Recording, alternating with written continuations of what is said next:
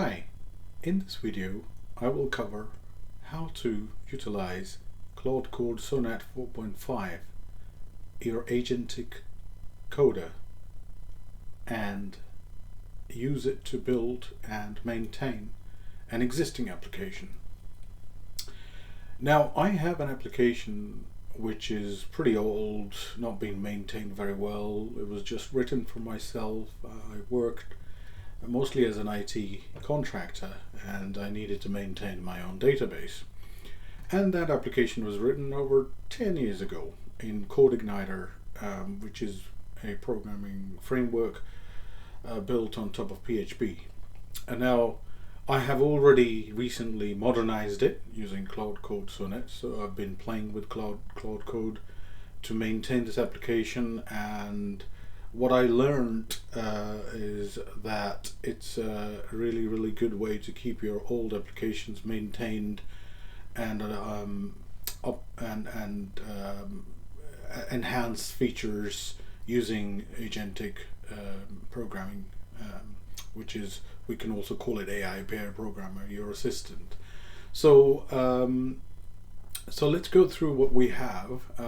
We have obviously the environment set up, the dev environment, and I expect you to understand the development environments, how they work. In this case we are using Docker Compose, and we will make some changes using Claude Code in dev environment, which is just running on my local host VM. Excuse me. And then there is a MariaDB, which is also built and set up automatically by the Docker Compose file, and we have an environment and API as well. So in this case we have an API built into Code Igniter, but you can have an external API written in any other language: Golang, Rust, Python, PHP, or it doesn't matter, or Node.js for that matter, anything, and that can be also incorporated into your application. And I have the integration environment, so today we will treat this as if this is our production environment. So we will build an app, develop new features, fix some bugs, fix some errors, and promote it to the integration environment, which is already used by, imagine, as I said, it's a production environment. It's already used by other users, so we do not want any interruption. And we have obviously in my int environment database as well, which is separate in case I have to approve any changes made by Claude Code. So without further delay, let's get started. So we have Claude Code integrated within our Visual Studio Code IDE, and I already have the Code Igniter code in this, and it's all set up and ready to go. So I'm going to just show you first what we have in this application. So I'm going to log into the dev environment. We have a dashboard. I have used this application to maintain documents, customers, employees, or any co-workers I've had to work with, and plus recently been using as an IT contractor for invoicing. So if I print the PDF, for example, and there you go. This is dummy data, by the way. So here we go. This is just built, just printed and invoice in a PDF. You can email as well and all that kind of stuff. So whatever I have been using to make my own life easier as a developer for the last 10 years using this app is basically it's really good. And I have also used it to maintain tasks list, for example, what I need to do, development task, new website, or DevOps and SRE, or observability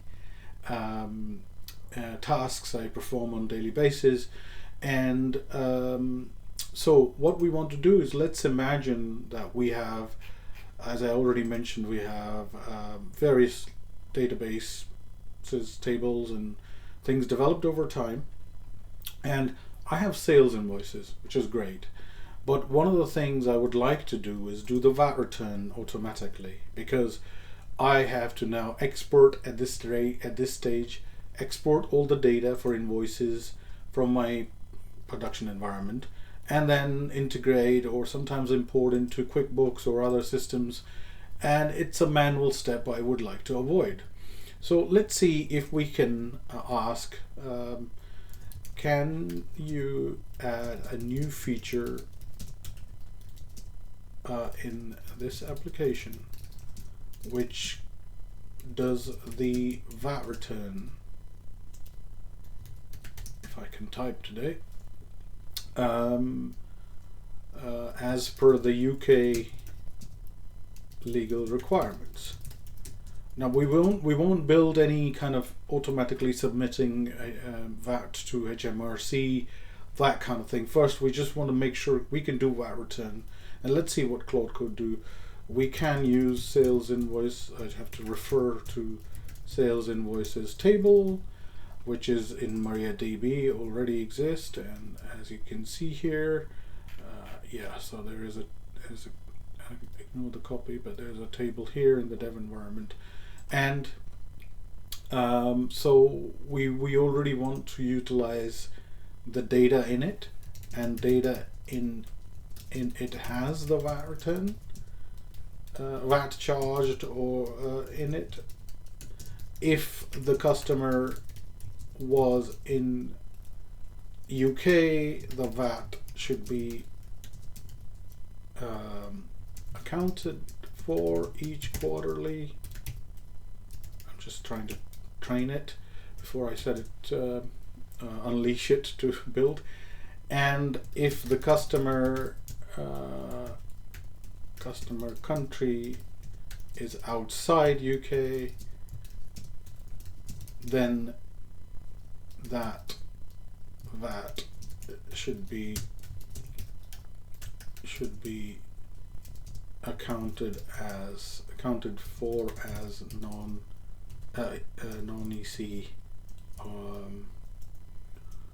non-UK, basically, as per the non-UK or European, whatever you can call it, non-UK tax, but still show it doesn't actually need to be paid or return claimed, but it just needs to be included. So let's see what Claude Code can do, and I may have to pause the videos in between if it's taking too long, or yeah, if something is not working as expected, I'll pause the video and then we can resume it back and all that. But anyway, it sounds like it's got a pretty good grasp already of the data structure of this application, the database tables, and knows the customers table. Yes, great.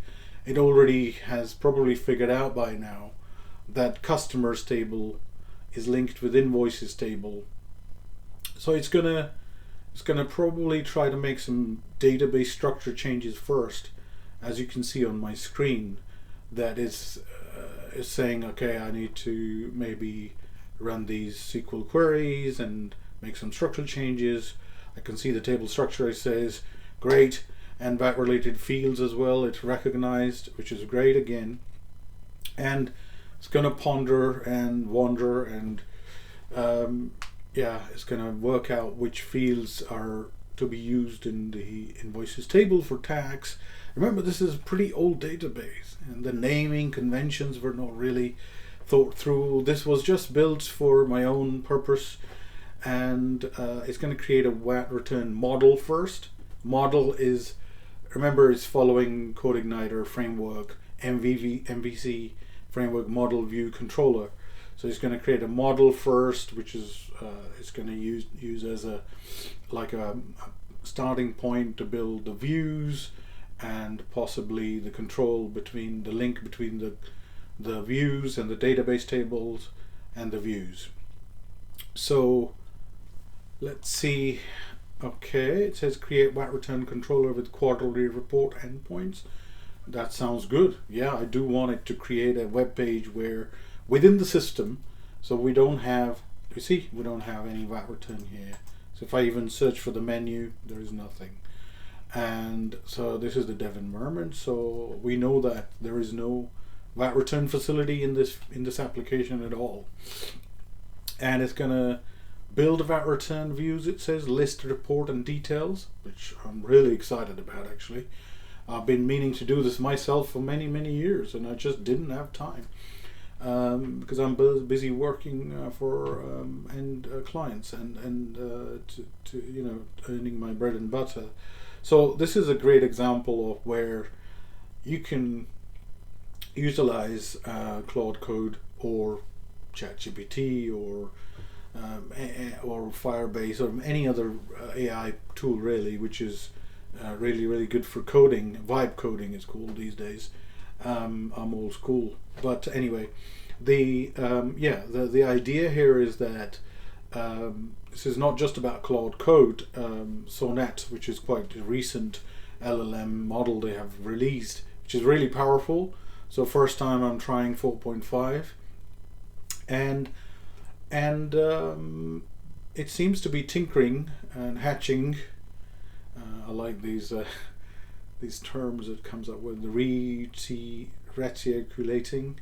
I don't even know what that means. Inferring. Okay, sounds interesting. And sussing. Yeah, that sounds great. Yeah, I do want it to, you know, do all these things. Now it's written some PHP code already, Code Igniter compatible in the sort of style the application is already written at. Remember, this could be any application really. Golang, Rust, or a front-end application could be in Next.js, Next, Vue, React, Angular. It doesn't matter. It doesn't matter if I know the front-end programming or not, and I'm not. I'm a back-end API developer and a DevOps engineer with automation in various things, but I'm just not expert in front-end and CSS, for example, style sheets. So this is where this is really exciting for me, that what this AI pair programmer is able to do for me. So it's gonna flibbergating or discombulating, and I'm gonna pause the video until until I see some plan, which I will reveal when it's done. Okay, welcome back guys. Folks, I think it's been doing stuff in Bash, in SQL, in MariaDB. It knows how to go into a Docker container, my development environment, and then run some commands. I think it has pretty much done. I mean, I think in about 5 minutes I've been on pause waiting for it to finish, but I think it's just now finalizing and creating a README about VAT returns, about how this is going to implement, what the plan is, and it's actually done it, but it's just how we're going to access and everything. So I'm really excited, and so I'm going to actually copy this link, which it claims that access your VAT return from here, and it's also going to show you how it works, generate VAT return, select the quarter. So I'm really excited. So let's go from the home page. We don't have the link yet, but added in the menu bar. Maybe it has added already, but we don't know. So let's see. It says it's now, this feature is now fully functional, ready for production use. Okay, well, that's really cool. Okay, the link is actually my VM, not localhost. Okay, so I don't have access to it, which is really good. That it has a problem, because I can tell it to. I am getting 403 access denied when trying this new feature. Please note I am logged in as admin. I'm logged in as admin, so I need to tell it to so give access to modules, newly created module to this user.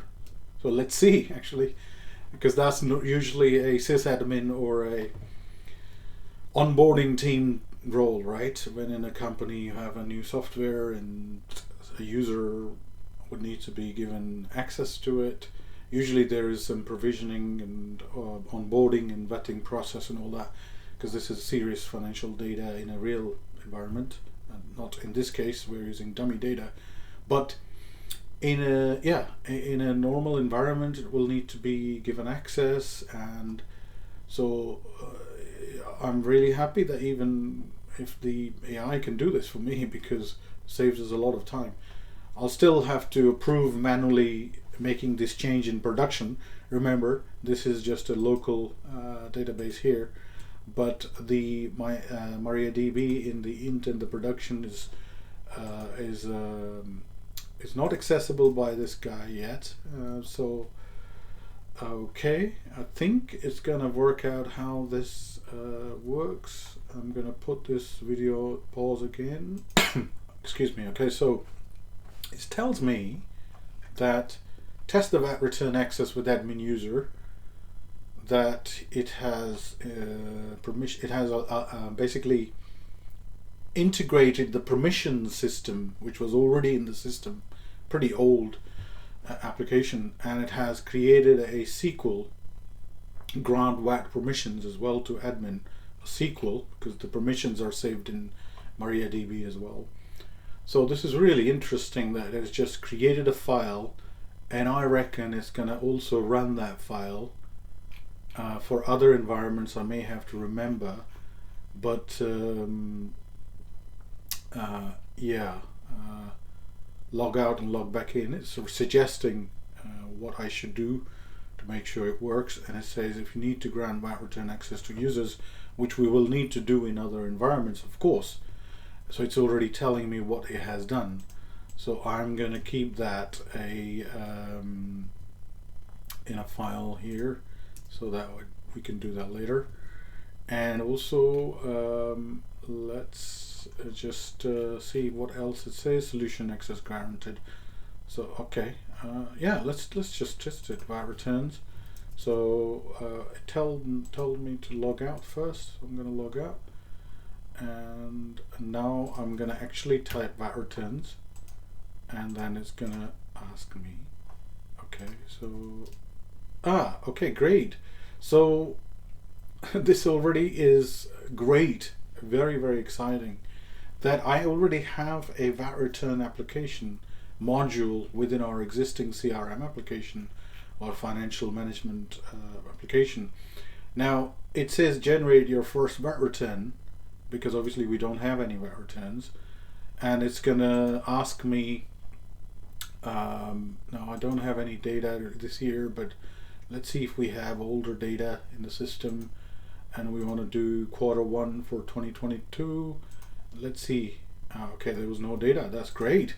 So we can try 2023 and just any quarter. Great, fantastic.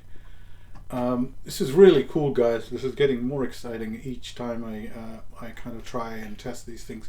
So now it's shown me all the invoices which were included from Brussels, and obviously the VAT was not actually chargeable, because as you can see, the total VAT is 0, because the non-EQ sale was in this case, as per this dummy data, was 40,000 for that quarter we selected in 2023, and 2 invoices were included, and total VAT due is this. But obviously this is not due because it was out of UK, but I still want to save it for my record, because in case, and I can export it, send it to my accountant.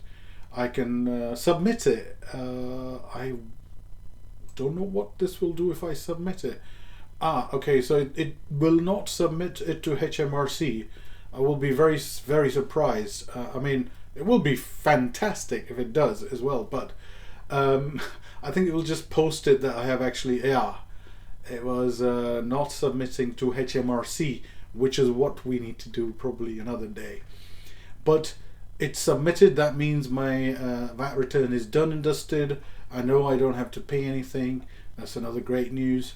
And let's see if we have, we have the VAT returns, added in the menu as well, and it's already recorded. So now this is really good. I'm very happy to do my VAT return using the system, and I would like to test a bit more, but assuming the QA has given you the go ahead and now you want to publish this new VAT return system to your customers and users of, if you're selling this application, of course, if it's an online SaaS application, for example. So from the dev environment, we are going to check what is actually what is changed. So I have a branch already branched out of the main branch, I pulled and everything, and this is what the new stuff is. Great stuff added by Claude Code. Really happy, guys, really excited. And this adds VAT return module in our CRM billing application. Okay, great. So I'm going to push this to the GitHub. And luckily, because I'm a DevOps engineer and SRE, I have a pipeline. So when the code is pushed to GitHub, we follow the GitHub best practices, and I can actually just add some of the VAT return documentation it has added. So VAT return, so I can add this here just so we have a record in GitHub as well what we did. So that can be release notes as well for developers, internal release notes.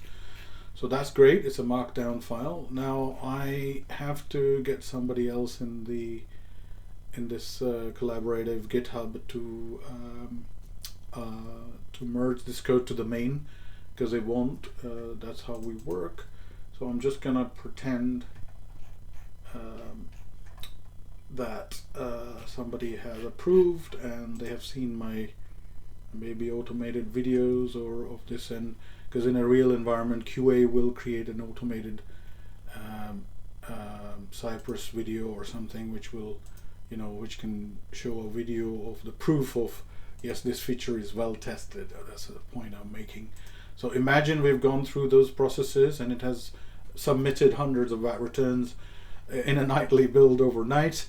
That's another automation. And then we have made a notification in our Slack channel. Okay, we have released a new feature, so everybody knows about it and the QA knows about it. So I'm gonna get I'm gonna pretend somebody else has approved, but just gonna approve this on somebody else's behalf. I'm just gonna do it myself, that's what I mean, and should be fine. And approving the code, and then I'm watching on another monitor.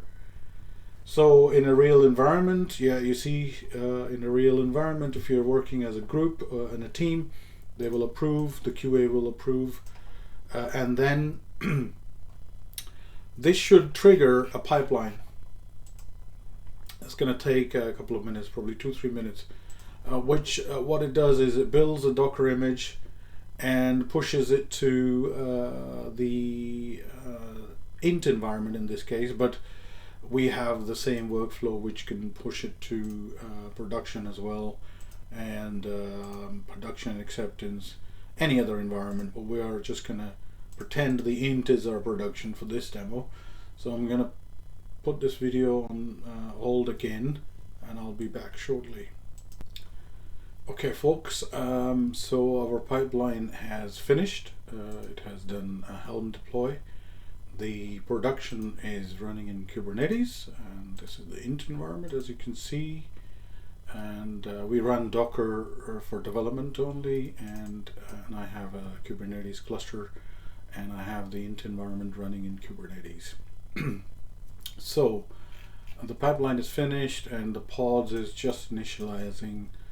And if we look at the existing int environment that's available at this, it was last deployed on the 8th in the morning, so now the time is about 2:15. So let's wait for it to finish the restarting the environment. There are 3 replicas running for testing purposes, so I want to make sure the pod starts every time if there's an error, at least a couple of times. But what we can do in the meantime, we can ask it to save all the SQL commands in a single file, so that I can run in a so I want a SQL which I can run in a int environment and grant permissions as well to the users I'm logged in as and that kind of stuff. So I want to not do it manually. So yeah, okay, it's going to generate, hopefully, after hatching and combubulating, it's going to hopefully give me a SQL file which I can run. And let's check our okay, our int pod is okay. It's one replica is already reloaded and available and ready, and which is great. And we have another replica almost ready. Okay, we actually, yeah, so we have one, and this is probably the first one, so there's only just one left. So I'll wait for it. I mean, the application is still available. As you can see, I'm reloading. There's no downtime whatsoever. That's up to Kubernetes to manage anyway. So so all the replicas are reloaded, and all pods with the older version are going to terminate, and you can actually see it as well. So this was now int environment is updated. Well, we can find out actually by if we have. Now I'm going to apply the SQL. Okay, it's writing. Let me. It says create a comprehensive guide. Okay. Okay, so it's created a guide for me, and what returns. Okay, hopefully I can just get one bash which I can run, or a SQL file would do. So here's the SQL. That's great. So that's going to do the VAT return stuff. And let's see if we can. Yeah, so it's going to run PHP Spark migrate as well, which is great. I want it to do. That's the bash part. Okay, where's the SQL gone? Yeah, okay, here we go, line number 160 to all the way until we run PHP Spark migrate, it's suggesting, which is fine. Okay, so it has basically given us the steps as well, step 4. So I'm going to skip a few because I've done this multiple times. So in the int environment, the first thing I will run is the SQL. Okay, so there is most of these worked, but some of them have granting access to additional user at line 1. Okay. Okay, sorry, I shouldn't have run that. Yeah, there's no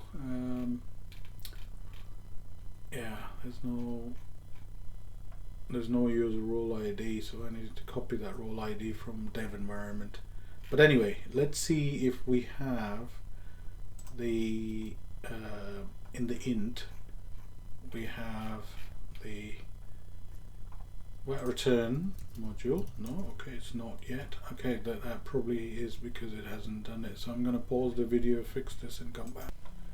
Okay, welcome back again, guys. I think I figured out. So basically, I should have just run one by one. Okay, so that's great. I've run some may have to log out. Yeah, I think I may have to log out and log back into int environment, and we should see. Yeah, we see VAT return. Great. Okay, so there's some still doesn't exist, so I think I need to run a few more. This part obviously can be automated, remember. I'm just showing you to prove that this is all real stuff. So I'm gonna see where the new VAT return tables were added, and so in this file we have this guy, so I'm going to actually change that to my user, which I'm logged in as. Yeah, so normally, and then this is the role ID, my role UUID, so we can find that out. Role permissions table from dev, can't we? Should be insert into roles permissions VAT. Okay, yeah, so it may be different, but if this is another multiple users is adding admin, yeah, that's fine. We can leave that for testing anyway. But what I would like to do is run this, and just need to find the role UUID. Now let's see in the environment if we have role permissions, if there's a new role added for the VAT return. Yeah, because the UUID will be different in dev and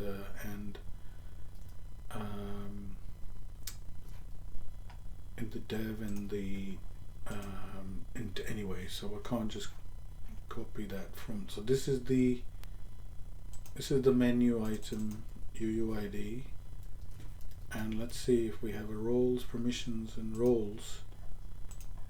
In the roles we have new role added.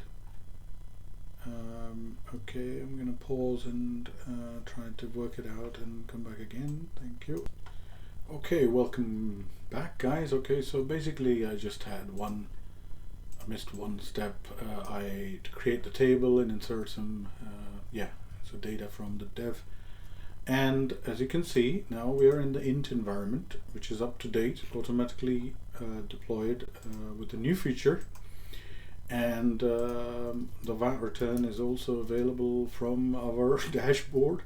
All these links are auto-generated based on the permissions, which was already in their system. So the permission system was already built years ago. So it shows that how Claude Code is able to understand your existing code base, and then it's able to add new stuff.